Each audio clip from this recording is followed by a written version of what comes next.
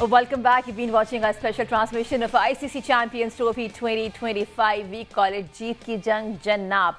Break पे जाने से पहले हम पूरी उम्मीद थे कि इंग्लैंड आएगा, कुछ अच्छा खेलेगा. आज एक कन्विंसिंग गेम होनी चाहिए बिकॉज उनका ऑफ कोर्स लास्ट मैच है.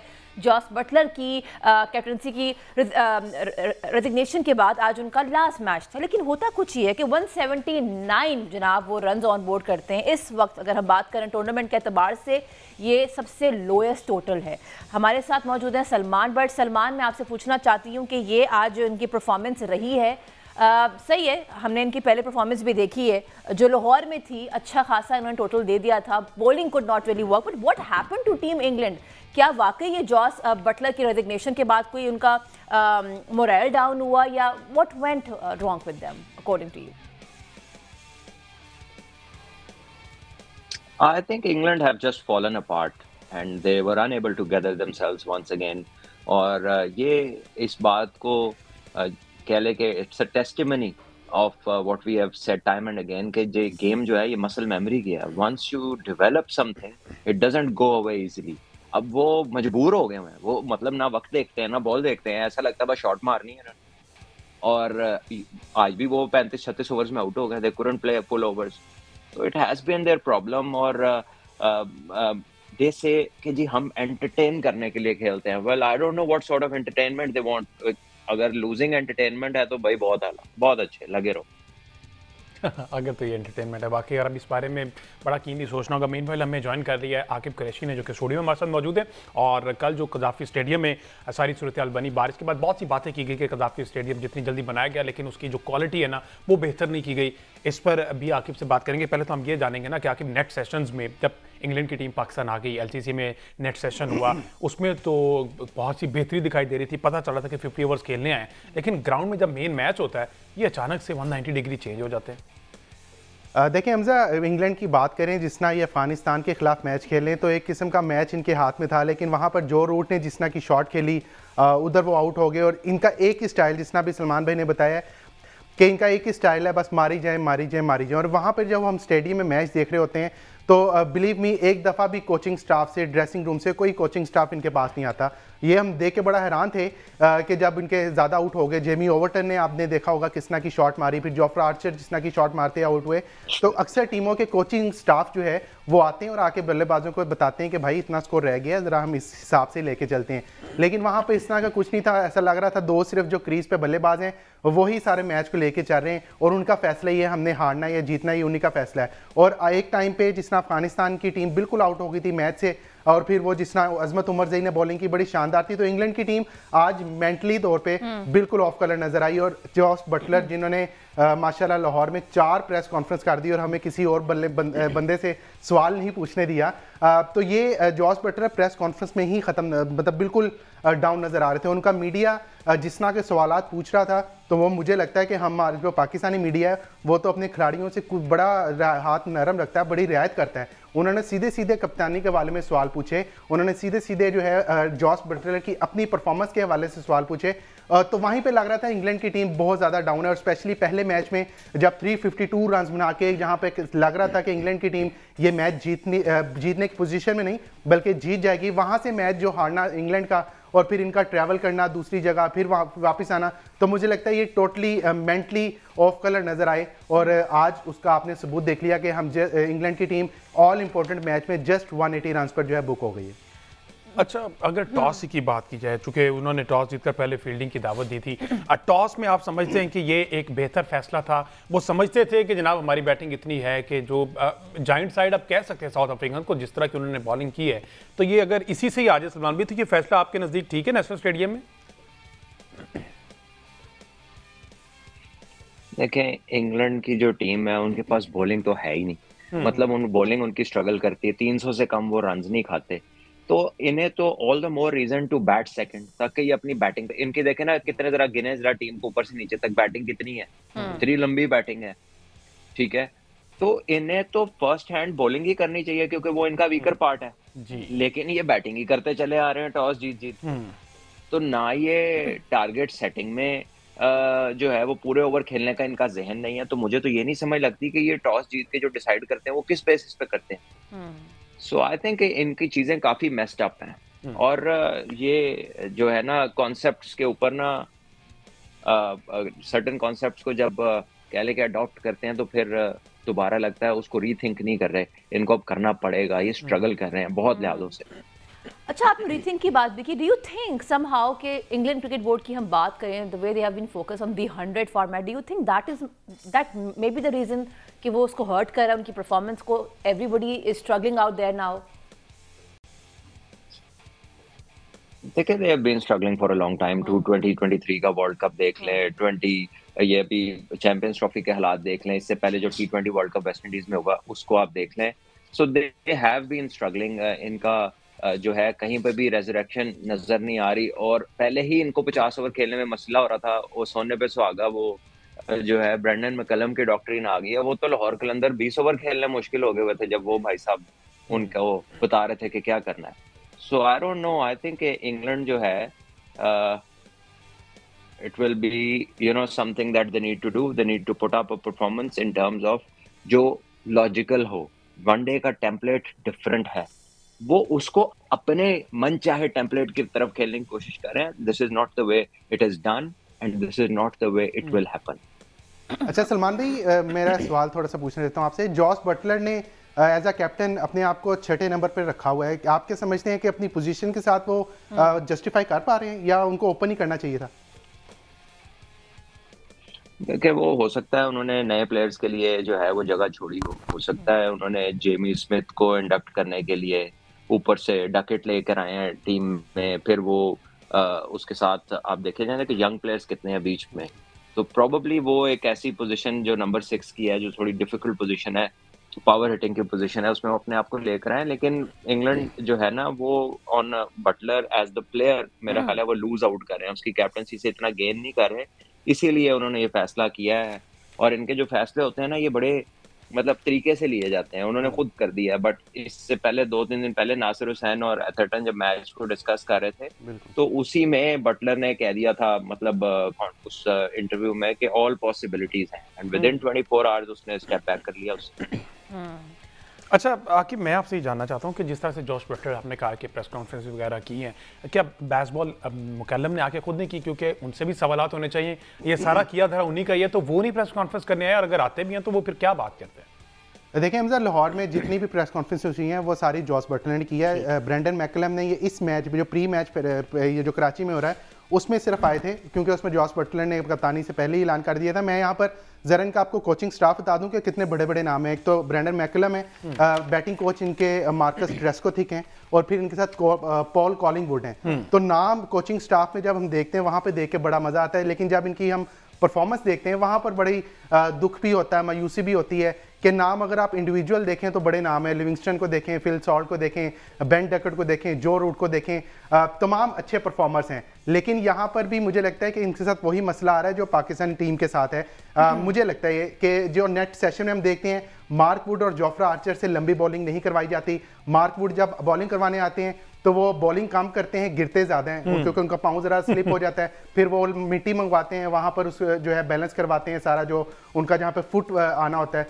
तो वो इस मैच में भी इंजरी का शिकार हुए। पिछले मैच में वो 3 दफ़ा बाहर गए, 3 दफ़ा अंदर आए, एक दफ़ा अंपायर ने उनको जो है वो दोबारा अंदर बुला लिया कि अब टाइम ज़्यादा हो गया, आप अंदर आ सकते हैं। तो मेरा ख्याल है इनकी इंजरीज के मसाइल काफ़ी ज़्यादा हैं। पहले ब्रैडन कार्स जो हैं उनको पहले मैच में काफ़ी मार पड़ी, फिर वो इंजरी का शिकार हो गए। उनकी जगह जेमी ओवरटन को लेके आए, उनको भी अच्छी खासी मार पड़ी। जोफ्रा आर्चर जिसके बारे में मशहूर है कि ये आएंगे और पता नहीं क्या कर देंगे, लेकिन हमने देखा यहाँ पे कि उन्होंने जॉस इंग्लिश ने उनको इतना मारा, फिर अजमत उमर से ही ने मारा, इब्राहिम जादरा ने उनको एक ही जगह पे 3 चौके मारे।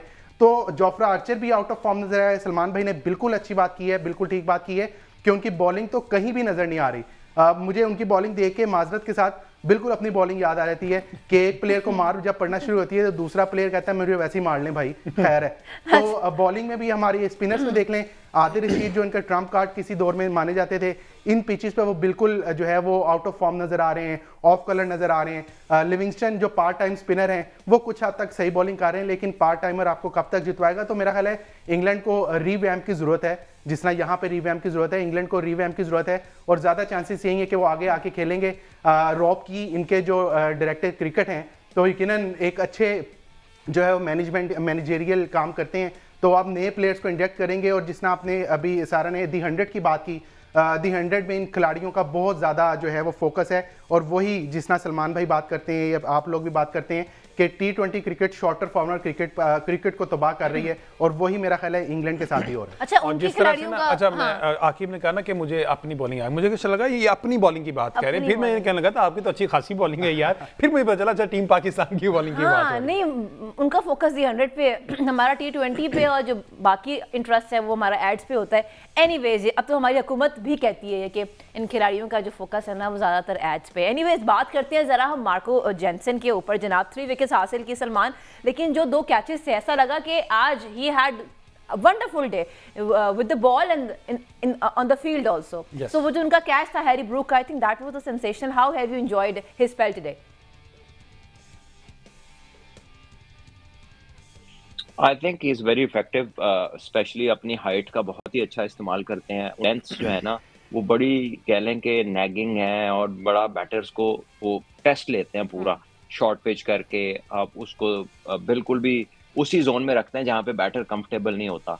And I think he is a very intelligent bowler, और खाली बॉलर ही नहीं है, साथ ऑलराउंडर भी है, फील्डर भी अच्छा है, और बैटिंग में भी वो बड़ी क्रूशल बारियां लेता है। और लेकिन वो उसको ऑलराउंडर नहीं कहते, ये हमारे लिए एक सीखने की चीज है। वो अभी उसकी ऑलराउंड कैटेगरी में नहीं उसे लेकर आए।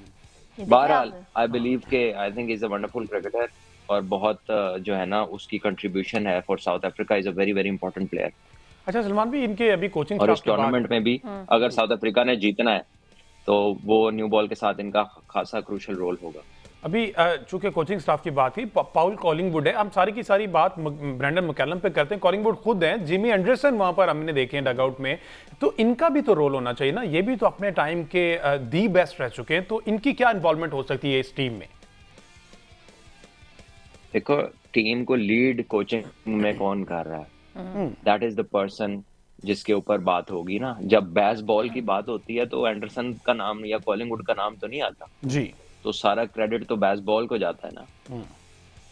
तो बैस बॉल ही है ना जो डिफरेंटली चल रही है, जो वनडे का टेम्पलेट है वो उसको पहचान नहीं रही, या उसको इग्नोर कर रही है, या वो समझती है कि मतलब ये जो थॉट प्रोसेस है इनका, वो ये समझते हैं कि नहीं ऐसे नहीं, ऐसे हम खेल के दिखाएंगे, तो वो नहीं हो रहा उनसे।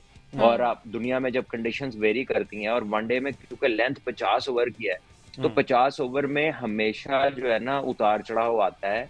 आपको कहीं ना कहीं जाकर सेटल होना पड़ता है, थोड़ा मीनिंगफुल खेलना पड़ता है, और आपको अपने टेम्पोज में वेरिएशन लानी पड़ती है। आप हर वक्त हर गेंद को तेज, ये तो इंग्लैंड का तो दिल करता है एक बॉल पे 2-2 चौके मारे। ये नहीं होने लगा क्रिकेट में।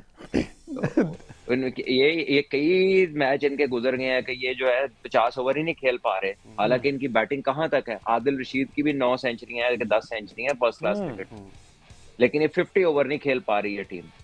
तो इनका माइंडसेट का इशू है, इनके लिए ना ऑपोजिशन इशू है, ना इनको स्पिनर से प्रॉब्लम है, ना फास्ट बॉलर से। इन्हें प्रॉब्लम है, इनका दुश्मन इनके अंदर छुपा हुआ है, इन्होंने उसको पहले ठीक करना है, फिर ही अगला काम ठीक होगा। अच्छा सलमान भाई, आपको नहीं लगता इनको डेविड मलान के जैसा प्लेयर चाहिए वो जो टॉप ऑर्डर्स में, और मोइन अली के जाने से कितना नुकसान हो रहा है इनको? देखिए, बहुत नुकसान हुआ है मोइन अली के जाने से। वो एक ऐसे प्लेयर थे जिनको ये फ्लोट करते रहते थे, ऊपर भी, मिडल में भी, नीचे भी, और साथ वो पूरे ओवर्स भी करते थे, विकेट्स भी लेते थे, फील्डर भी अच्छे थे। सो वो तो एक पूरा पैकेज थे।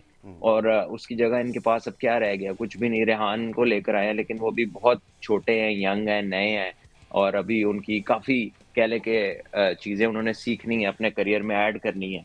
सो इंग्लैंड के सिस्टम में भी कोई बाय एंड लार्ज कोई अच्छा स्पिनर, कोई आपको बड़ा आउटस्टैंडिंग, कोई जो रूट टाइप सेकंड का बैट्समैन, आपको कोई इतने पेशेंस के साथ खेलने वाला, गेम को समझने वाला नजर नहीं आता। लेकिन आपको ऐसे बहुत जरूर नजर आते हैं कि जो लब्बे ना लब्बे, स्पीड 190, मतलब जो मर्जी हो रहा है उन्हें अपना ही काम करना है। और वो चीज जो है ना वो इंग्लैंड को हर्ट कर रही है। माइंड सेट इन्हें ठीक करना है। प्रॉबेबली मुझे आज पता चला कि बेन स्टोक्स जब कप्तान थे, या कोई मुझे बात बता रहा है, कोई प्लेयर ही, तो उन्होंने पूरी काउंटीज को एक मैसेज भेजा था कि हमारा खेलने का ये तरीका होगा, ये टेम्पलेट है, जो इसके मुताबिक नहीं खेलेगा वो जितनी मर्जी परफॉर्मेंस कर ले तो हम उसे कंसिडर नहीं करेंगे। अगर ये सच है, if this is true, this is horrible. क्योंकि आप दुनिया में जाते हैं, डिफरेंट कंडीशंस में जाते हैं, so you need different players जिनको आप उन कंडीशंस के हिसाब से इस्तेमाल कर सको। अगर सबका एक ही जहन बन जाएगा, सबका एक ही टेम्पलेट बन जाएगा, तो हुन फंस गए हो ना। फिर दूसरी टीमों ने क्या करना है कि जो कंडीशन आपको सूट करती है वो नहीं बनानी, तो आप गए। और इंग्लैंड के साथ यही हो रहा है। कब जीते हैं ये इंडिया जाके? जब से इनकी बेसबॉल चली है। बताएं इंडिया में इन्होंने क्या किया? बताएं कोई एशेज जीते हैं ऑस्ट्रेलिया में?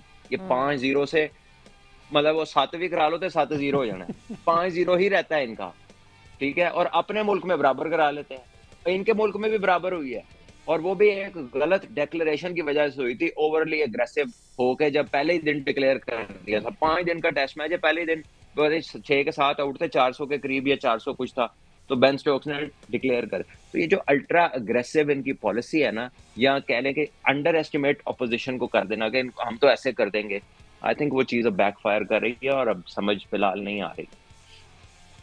इंग्लैंड को भी अपनी समझ नहीं आ रही, पाकिस्तान को भी अपनी समझ नहीं आ रही। But I want to ask something, मैं सोच रही थी। और हाँ, मैं तुम्हारी समझ नहीं आ रही। एक मिनट दोबारा कहिएगा जरा ये प्लीज। नहीं, वो कह रहे आवाज नहीं आ रही। नहीं मुझे जरा हाँ नो बट सलमान, आप हमेशा एक बात कहते हैं कि देखिए स्किल होता है आप में, पर आप इवॉल्व करते हैं विद द टाइम, ठीक है जी।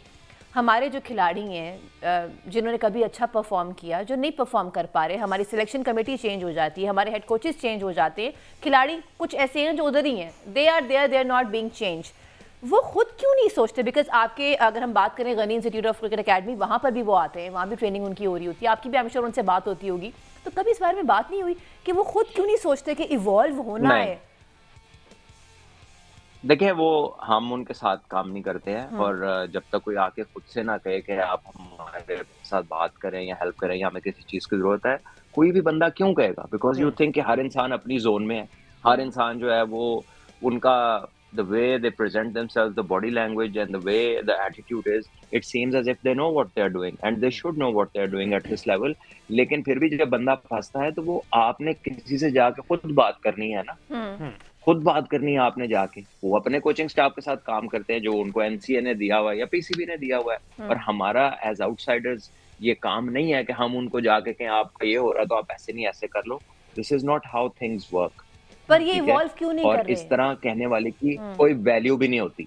इवॉल्व नहीं कर रहे क्योंकि स्टैटिक है, क्योंकि जहां से ये सीखना चाह रहे हैं वो लोगों का खुद को एक्सपोजर नहीं है, ठीक है।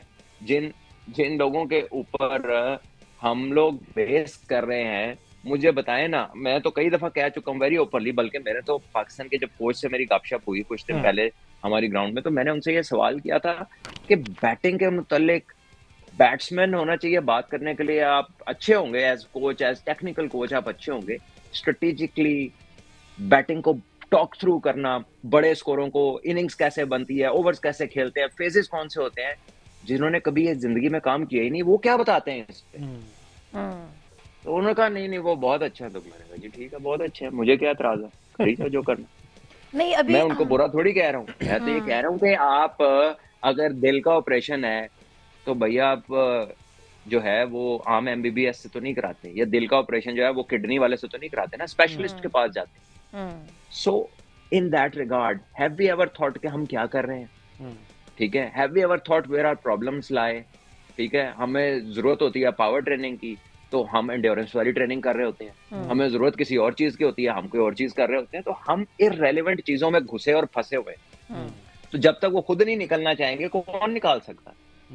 हाँ, अपनी मदद आप तो करो, कभी तो करो। अल्लाह हेल्प्स, हाँ, Allah helps those who help themselves. Yes, हमें जरूरत बैटिंग कोच की होती है, हम शायद असलम साहब को लगा देते हैं, तो ये जो सारी जरूरत है ना ये बिल्कुल। वो शाहिद साहब देखें, शाहिद साहब बहुत अच्छे कोच हैं, बहुत अच्छे होंगे टेक्निकली, सब कुछ होगा, लेकिन जो एक बैट्समैन की एज अ प्लेयर मैच के अंदर जो उसकी रन्स की, इनिंग्स की जो जर्नीज हैं, जो उसके एक्सपीरियंसेस हैं, जो उसके उतार चढ़ाव, या जो उसका माइंडसेट है, वो थके हुए जिस्म को चलाने वाला, वो बड़े स्कोर करने वाला, वो अंडर सिचुएशन, अंडर प्रेशर को डील करने वाला, वो ऊपर से आके नीचे तक नॉट आउट जाने वाला, वो कैसे बताएंगे जो काम नहीं हुआ उन्होंने जिंदगी में जो प्रैक्टिकली नहीं किया हुआ। वो किसी का सुनना सुनाया या पूछा पुछाया तो जरूर बता सकते हैं, लेकिन जो एक सेल्फ अंडरगॉन वाली चीज होती है दैट इज डिफरेंट। लेकिन हमारे जो है ना, मतलब अच्छे बंदे को भी इस्तेमाल जहां उसका स्पेशलिटी है उधर नहीं करना, किसी और जगह कर लेना। ये तो वैसे ही हो रहा है यहाँ पे। बड़ी दुनिया वहां पर है जहाँ पे उनका काम ही नहीं है। आई थिंक ये बिल्कुल बेहतरीन बात है, रेलेवेंट बात है। हाँ, बेसिक बात है ये। और इसी बात पे वसीम अकरम हैज सेड समथिंग यस्टरडे। वो क्या कहा हम उस पर बिल्कुल सलमान की भी टेक लेंगे, लेकिन अभी हमें बढ़ना है एक कमर्शियल ब्रेक की तरफ। ब्रेक से वापस आते हैं। कीप वॉचिंग जीत की जंग।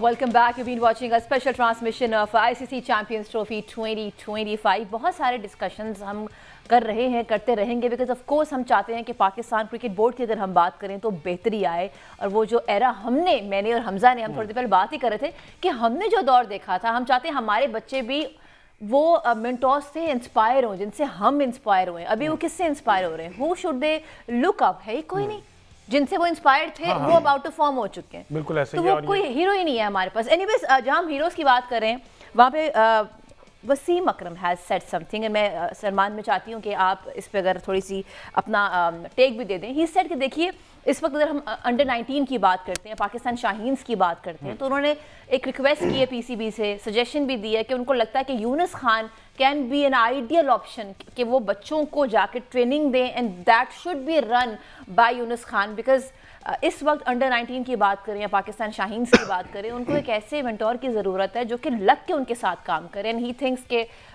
Yunus Khan can be a great option. What is your take on this? Well, मुझे ये नहीं समझ आती कि हर साल वो एक नई नॉमिनेशन किस बेसिस पे देते हैं। आप जरा पिछले वर्ल्ड कप पे चले जाएं, he is nominated somebody else. उससे पीछे चले जाएं, there he nominated somebody else. So I don't know whether he is seen somebody working और he is just randomly just said about के कर लें। सबको पता है कि यूनुस भाई जो हैं वो बड़े मेहनती हैं। सबको पता है कि वो काम करते हैं। He wanted to work. उन्हें टीम के साथ लाया गया, फिर छोड़ दिया गया, फिर लाया गया, फिर छोड़ दिया गया। उनकी बनती ही नहीं बोर्ड के साथ। उनकी कह लीजिए कि सेटलमेंट ही नहीं होती over different issues. So I don't no whoever board का। देखो, नाम प्लेयर बहुत है। अभी यूसुफ भाई भी हैं, बैटिंग के ऊपर काम करे। अभी वो अंडर 19 के साथ हेड कोच थे चंद दिन पहले। तो किसी का भी नाम तो छोटा नहीं है। बात यह है कि डिसीजन मेकर्स कौन है। बच्चों की कोचिंग में खराबी है, ठीक है। और भाईजान, बात करनी है तो बच्चों के लंबे टूर्स पे करें, बात करनी है तो उनकी 3 डे क्रिकेट पे करें, बात करनी है तो इमर्जिंग कैटेगरी बंद करें जिसमें आप छोटे छोटे बच्चों को पीएसएल खिलाते हैं, फिर उनका फर्स्ट क्लास खेलने पे दिल नहीं करता। तो पॉलिसीज के ऊपर बात करें, naming individuals, bringing them in just randomly, ठीक है, without any change in the policy, without any change in the direction, without any logical purposing. तो फिर तो मैं भी कहता हूँ सईद भाई को ले आए, सईद भाई को लगा दे। उनसे बड़ा तो कोई प्लेयर ही पैदा नहीं हुआ, ठीक है। वसीम भाई खुद आ जाए, उनसे बड़ा कोई बॉलर पैदा नहीं हुआ। वसीम भाई से ज्यादा कौन जानता है, क्योंकि वो तो मतलब किंग ऑफ स्विंग है ना वसीम भाई। इसमें तो कोई दो राय है नहीं। He is the best ever to bowl with the left arm that the world has seen. He should be there. दूसरे लोग हैं, Waqar bhai is the other greatest, he is already there, ठीक है। One of the top allrounders. Razzaq bhai is working, ठीक है। वकार bhai is working. Saqlain भाई दूसरे के जो प्रोड्यूसर हैं वो कर रहे हैं। Shoaib Malik, one of the very experienced top players, is also working as a mentor. But where is the policy shift? Where is the direction? Where is the leading pathway? Who will determine that pathway? Where is the detail? It's easy to put on headings. काम क्यों होना है वो दसो। ये I think ये आई don't no ये कहाँ से आती है। अच्छा सलमान भाई छोटा सा आपसे माजरत के साथ सवाल पूछना चाहता हूँ। ये भी आपने नाम लिए वकार यूनुस भाई के, शोएब मलिक साहब के। ऑब्वियसली इनको मेंटोरशिप दी गई है चैंपियंस कप की क्रिकेट की बेहतरी के लिए, लेकिन यही लोग टीवी पे बैठ के जो है वो पाकिस्तान क्रिकेट पे तनकीद करते हैं, प्लेयर्स पे तनकीद करते हैं। तो जो आपने कहा पॉलिसी मेकर्स जो हैं, जब इनके हाथ में पॉलिसी दी गई कि आपने चैंपियंस कप में हमें इतने बच्चे देने हैं, लेकिन वही टीवी पे बैठ के अपनी टीम को लताड़ना मुझे थोड़ा सा कॉन्फ्लिक्ट ऑफ इंटरेस्ट या थोड़ी सी अजीब सी बात नहीं लगती है? आप का आइडिया ठीक है, बहुत लोग इस बारे में बात करें, बट द पॉइंट इज कि उनके और बोर्ड के कॉन्ट्रैक्ट में क्या लिखा है वो ना मुझे पता ना आपको पता। अब हमें नहीं पता कि वो कॉन्ट्रैक्ट देखिए इजाजत लेके ही बैठे होंगे ना, कुछ छुप के तो नहीं बैठे हुए, तो बड़ा ओपनली कर रहे हैं सारा कुछ। तो ये उनकी क्या तय हुई है बात आपस में with respect to their agreement which has been signed वो मुझे मालूम नहीं है। तो इन प्रिंसिपल तो बहुत कंट्रोडिक्शन है, इन प्रिंसिपल तो बहुत ज्यादा कह लीजिए कि इसमें है चीज जो कॉन्फ्लिक्ट ऑफ इंटरेस्ट है। और अदरवाइज भी अगर आप इसको वैसे भी देखें कि माशाल्लाह ये बड़े नाम है and they are highly paid and they were highly paid whatever they do. अगर ये कोई और भी काम करेंगे they will be highly paid, अगर ये दुनिया में कहीं भी काम करेंगे ये नाम बड़े, ठीक है। लेकिन मेरा जो पॉइंट है वो ये है कि अगर दे आर अलाउड तो इनके नीचे वाला जो कोचिंग स्टाफ है जिसको इजाजत नहीं है कि वो भी जाके काम करें और उनकी अपॉर्चुनिटीज चली जाती हैं क्योंकि उन्हें इजाजत नहीं है, तो फिर जब इतने महंगे लोग काम बाहर कर सकते हैं तो फिर वो जो बिल्कुल थोड़े थोड़े पैसे लेते हैं उनको भी इजाजत होनी चाहिए काम करने की। अच्छा, अभी आपने एक और भी जिक्र किया, आपने कुछ नाम लिए जिसमें आपने वसीम अकरम का भी नाम लिया। उन्होंने खैर खुद ही इसका जवाब पहले से ही दे दिया है, but I still want to have your take on this because ये सेड कि मैं तो अवेलेबल हूँ कोचिंग के लिए, मैं एक पेन ही नहीं लूँगा, लेकिन जो पाकिस्तान के लोग हैं ये अब्यूजिव हैं, ये इंटॉलरेंट हैं। मैंने देखा है कि वकार यूनुस के साथ क्या हुआ है, देन आई गिव अप। सो ये देखें ना, अब ये भी तो एक फील है how Pakistanis react, how they comment, and then that also upsets our former cricketers. So what is your take on this statement? देखिए, I have heard that and that हमने तो खुद ये चीज एक्सपीरियंस की है, ठीक है, हमने भी ये चीज एक्सपीरियंस की है।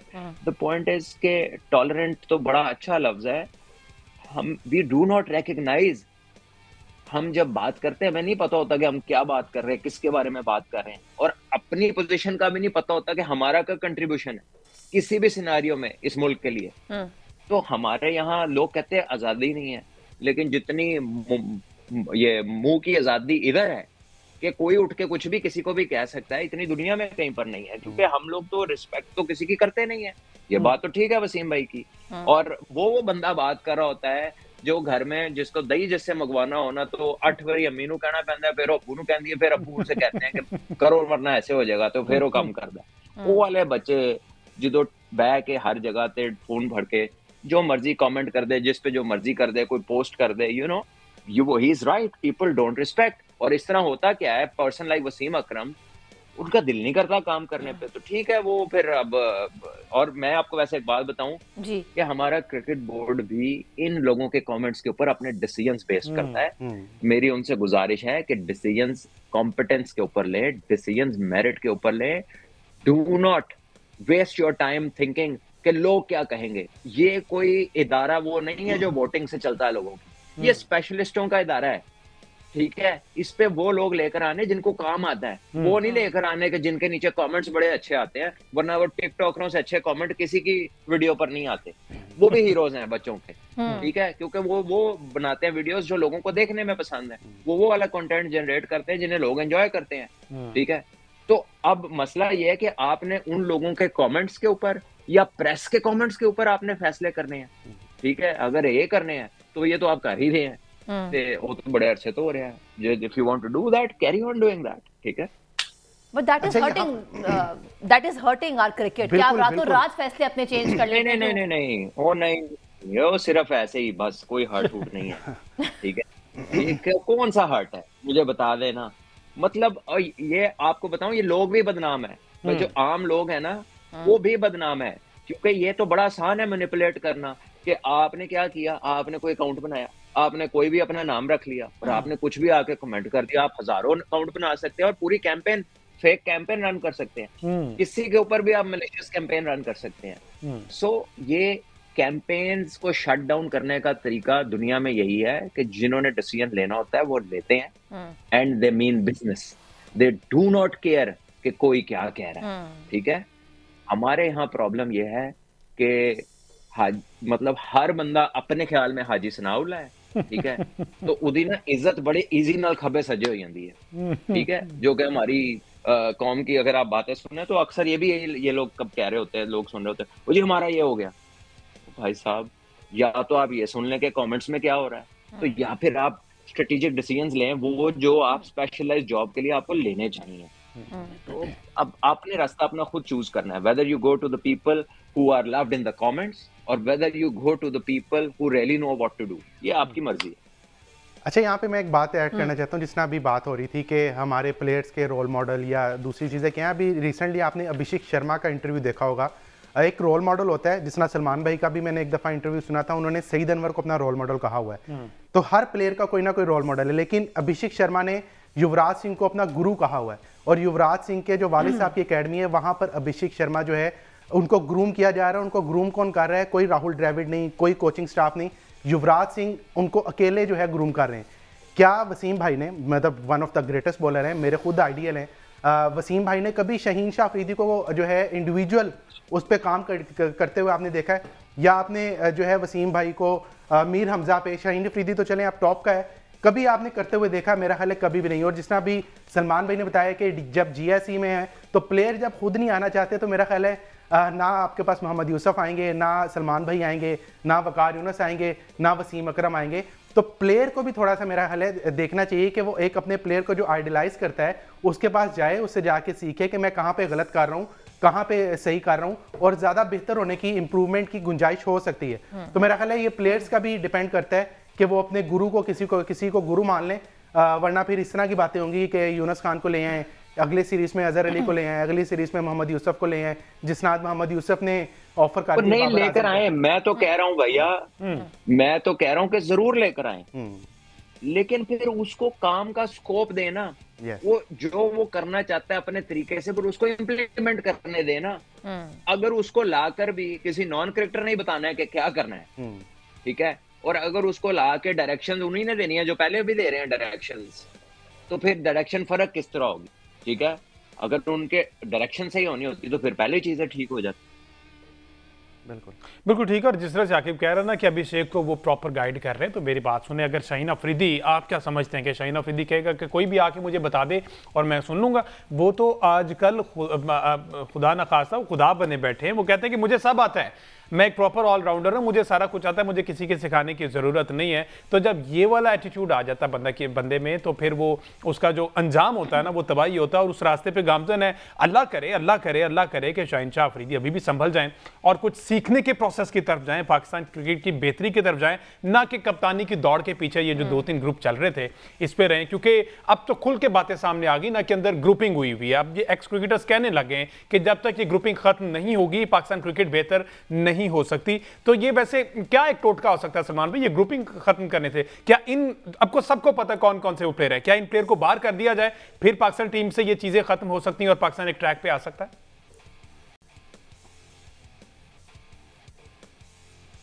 देखिए, इन बेसिकली तो प्लेयर्स को ये रियलाइज कराने की जरूरत है कि इनका कॉज कॉमन, जो ये बोलते हैं ना कि पाकिस्तान की जीत के लिए खेलते हैं, तो अगर इनका कॉज कॉमन है तो फिर फर्क नहीं पड़ता कि कोई किसी को पसंद करता है या नहीं करता है। क्योंकि जब आपका गोल अलाइंड होता है ना, फिर when cause is the biggest, फिर जो आपका जो मकसद है ना वो बड़ा होता है। डिपेंड ये करता है कि आप उसके लिए कितने अलाइंड है।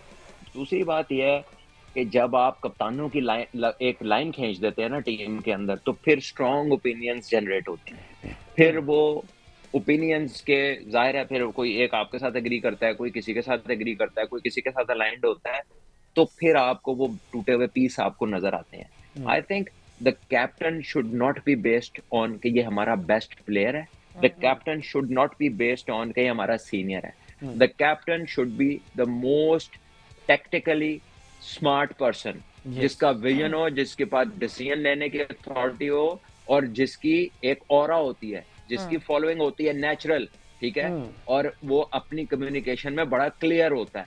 हमारे यहाँ कप्तानी के म्यार क्या है? वो जो PSL जीत गया इसको कप्तान बना दो। हमारे यहाँ कप्तानी का म्यार क्या है? ये सीनियर है इसको कप्तान बना दो। वो ये बड़ा अच्छा प्लेयर है इसको कप्तान बना दो।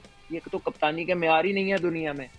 अगर ऐसे म्यार होते तो वो कैसे लोगों को अर्ली स्टेज पर आइडेंटिफाई कर लेते कि ये कप्तान होगा। सो हमारा अंडरस्टैंडिंग का लेवल वो नहीं है गेम के साथ। हमारे अंडरस्टैंडिंग के लेवल में ना एजेंडाज की सुप्रेमेसी है, हमारे इलाके का है, हमारे शहर का है, ठीक है, किसी के पीछे प्रेस की फॉलोइंग तगड़ी है, कोई छोटे शहर का है, कोई बड़े शहर का है। हमारे तो हम तो इन्हीं चीजों से नहीं निकले आज तक। अच्छा सलमान भाई, एक्चुअल इंसान की इंटेलिजेंस पे जाएं, हम तो उसके वो मतलब उसकी पोजेशंस या उसकी बिलोंगिंग्स, उन चीजों को देखते रहते हैं। सलमान भाई, आपने कप्तानी की भी बात की, तो अगर रिजवान को रेस्ट दिया जाता है तो आप क्या समझते हैं? क्योंकि अब तो शादाब खान की बात हो रही है कि शादाब खान जो है वो न्यूजीलैंड टूर में पाकिस्तान को लीड कर सके। तो इसी चीज को जी। अब आप इसी चीज को ले लीजिए कि शादाब खान कितना अरसा वाइस कैप्टन रहे। बिल्कुल ऐसे ही है। तो फिर वो बाहर हो गए, ठीक है, अब परफॉर्मेंस पे बाहर हो गए। अब आपके आगा सलमान वाइस कैप्टन, अब अंदाजा लगाएं कि आगा सलमान खेल रहे हैं और बाहर से कप्तान ने आ जाए और वाइस कप्तान जो नेचुरल ट्रांजिशन है वो वहीं पे बैठी हुई है। अच्छा आकिब, है इसमें वैसे कोई सदाकत है? नहीं हमसे देखें, रिजवान आज जो हमारे सोर्सेज ने थोड़ा सा पता चला है, रिजवान कप्तानी कर रहे हैं न्यूजीलैंड के टूर में और सलमान अली आगा T20 में कप्तानी कर रहे हैं। जो कप्तानी के एक, क्योंकि आपको पता है कि पाकिस्तान का कल्चर रहा है कि जब भी हारते हैं तो हम डायरेक्ट जो सॉफ्ट टारगेट होते हैं, आप कप्तानी ले लें या प्लेयर्स ले लें, उन पे चले जाते हैं। तो शादाब खान की इंक्लूजन की बात हो रही है, उन पे गौर किया जा सकता है, आल्दो भी गौर किया नहीं क्योंकि चैंपियंस ट्रॉफी के बाद इजलास होना है, उसमें ये सारे मामला आएंगे। लेकिन एक बात श्योर है, आकिब जवेद साहब का जो है कॉन्ट्रैक्ट, उसको एक्सटेंशन नहीं मिल रही, तो आपको न्यूजीलैंड के टूर में मोस्ट प्रोबेबली नया जो है वो हेड कोच नजर आएगा। तो इस टूर में, न्यूजीलैंड के टूर में रिजवान ही कप्तान है और T20 फॉर्मेट में सलमान अली आगा ही कप्तान है। हाँ, ये अच्छी चीज़ की है। अब ये अच्छी चीज़ जब इम्प्लीमेंट होगी तब ज़्यादा हम ऑथेंटिक बता सकते हैं कि कुछ नौजवान क्रिकेटर्स को NCA में तलब किया है। कासिम अकरम उनमें है, इरफात मिन्हास उनमें है, फिर सुफियान मुकीम, 6 क्रिकेटर्स हैं जिनको NCA में तलब किया है। तो उन क्रिकेटर्स को आप तैयार करने की जो है वो बारी है। और न्यूजीलैंड के टूर में आपको 3 से 4 जो सीनियर प्लेयर हैं वो आपको नजर नहीं आएंगे। उन पे लेबल ये लगाया जाएगा कि इनको रेस्ट दिया गया है और ये उन तक पहुंचा दी गई है। हमारे सोर्सेज ने ये कल कंफर्म किया है कि उन तक ये बात पहुंचा दी गई है कि आप खुद रेस्ट ले लें, वरना हमें ड्रॉप करना पड़ेगा। और आपकी CV में जब ड्रॉप का लिखा जाएगा तो फिर आपको इंटरनेशनल मार्केट में जॉब जरा मुश्किल से मिलेगी। अच्छा, एक मजे की बात ना, मैंने एक मीम देखी जिसमें अभी बात हो रही थी ना, एक्स क्रिकेटर्स क्यों नहीं इसमें आते और ये सारा ना सीनियर जितने भी हैं, तो उसमें लिखा हुआ था या तो एक्स क्रिकेटर्स PCB में पैसा कमाने आते हैं या फिर दामाद लेने के लिए आते हैं। तो ये जो चीजें हैं ना, क्या करने आती है? दामाद लेने के लिए, जैसे शाहीन अफरीदी हैं, जैसे शादाब खान है। तो इस तरह की चीजें जो है ना, ये सारी सूरत हाल है। अवाम हमारी मीम्स में बहुत ज्यादा एक्टिव है और किसमें होना वो तो ठीक है, but what happened Salman Salman भाई ना पाकिस्तान टीम का बाहर होना वो ज्यादा दिल पे ले गए, इसलिए वो कह रहे हैं कि अब ज्यादा इस पे बात ना कीजिए। बहरहाल ये जो भी मैच चल रहा है इस पर थोड़ी सी बात कर ली जाए। जिस तरह से जोफ्रा आर्चर बॉलिंग कर रहे हैं, शॉर्ट पिच बॉलिंग, और आउट भी उन्होंने किया है, तो काफी हद तक अब तो क्लियरली साउथ अफ्रीका के हक में मैच होता दिखाई दे रहा है। जोफ्रा आर्चर बहुत ज्यादा फेडअप भी दिखाई दे रहे हैं। तो सलमान भी, कौन आपको लगता है कि टफ कंपटीशन दे सकता है? क्योंकि अफ्रीकन बॉलर्स जो है ना इस टाइम बड़े ही तगड़े हैं। अगर तो इनका मुकाबला हो जाता है, वैसे अगर ये टेबल टॉप कर जाएंगे आखिर बात जीत गए, तो फिर उधर से न्यूजीलैंड इंडिया देखना होगा। अगर इंडिया टॉप पे रहता है तो इनका न्यूजीलैंड से मुकाबला होने वाला है। तो अगेन हम इंडिया ऑस्ट्रेलिया क्लैश भी देख सकते हैं। ये देखना है इंडिया ऑस्ट्रेलिया। हाँ, तो मेरे ख्याल जो टॉप 4 सलमान भी आ रही हैं, ये दी बेस्ट हैं और ये इनके दोनों डिपार्टमेंट बॉलिंग बैटिंग तगड़े हैं। ऑस्ट्रेलिया को बॉलिंग में कहा जाता नहीं है, लेकिन उन्होंने कर दिखाया। देखिए, साउथ अफ्रीका को एक तो उनकी फास्ट बॉलिंग जो है वो अच्छी है, दूसरी बात यह है कि उनको कराची में जो पिचेस मिले हैं ना उनमें बाउंस भी अच्छा था। एक मैच तो ऑस्ट्रेलियन स्ट्रिप के ऊपर हुआ था, जो इस पे ऑस्ट्रेलियन क्ले है, तो अफगानिस्तान ने उस पर बहुत स्ट्रगल किया, पेस एंड बाउंस ज्यादा था। आज उसके 7 वाली पिच पे मैच हो रहा है, आज भी साउथ अफ्रीका के पेस बॉलर्स ने बड़ी अच्छी बॉलिंग की है। The main concern would be कि जब भी कोई टीम जाके इंडिया से खेलेगी दुबई में, वो कंडीशन यहाँ से बिल्कुल फर्क, और वो कंडीशन ऐसी है कि वो सबसे ज्यादा सूट करती है इंडिया को, क्योंकि they broad spinners and they are playing at one place only. ठीक है, तो वो उसको सूट करती है चीज, और वो जाहिर है यहाँ से जो टीमें ट्रैवल करेंगी उनको थोड़ी अपनी एडजस्टमेंट जो है उस हिसाब की करनी पड़ेगी। अच्छा, अगर ये टॉप पे जाते हैं और उधर से कल अगर इंडिया जीत जाता वो भी टॉप पे रहेगा, तो साउथ अफ्रीका का मैच होगा न्यूजीलैंड के साथ, तो वो लाहौर में। तो सलमान भी, अगर इनका लाहौर में होता है तो ऑस्ट्रेलिया, हाँ इंडिया ऑस्ट्रेलिया, अगर लाहौर में होता है तो अफ्रीकन जितने भी क्रिकेट वहां पे खेलें, वहां पे भी आपको कुछ बेहतरी दिखाई दी है। अगर बाउंस की बात की तो कराची में मिल गया, लाहौर में इनकी फेवर में क्या होगा? लाहौर में ये बैटिंग भी है, कंडीशंस और गेम निकलता भी है, बट देन लाहौर में लाइन लेंथ बहुत अच्छी हो, वरना हमने देखा Lahore is a high scoring venue. तो साउथ अफ्रीका की टीम फॉर्म में है, बॉलिंग में, बैटिंग में, मेंटली तो वो काफी कह लें स्ट्रांग होगी, बट न्यूजीलैंड ने इनको हराया था, लेकिन उस वक्त इनकी टीम पूरी नहीं थी।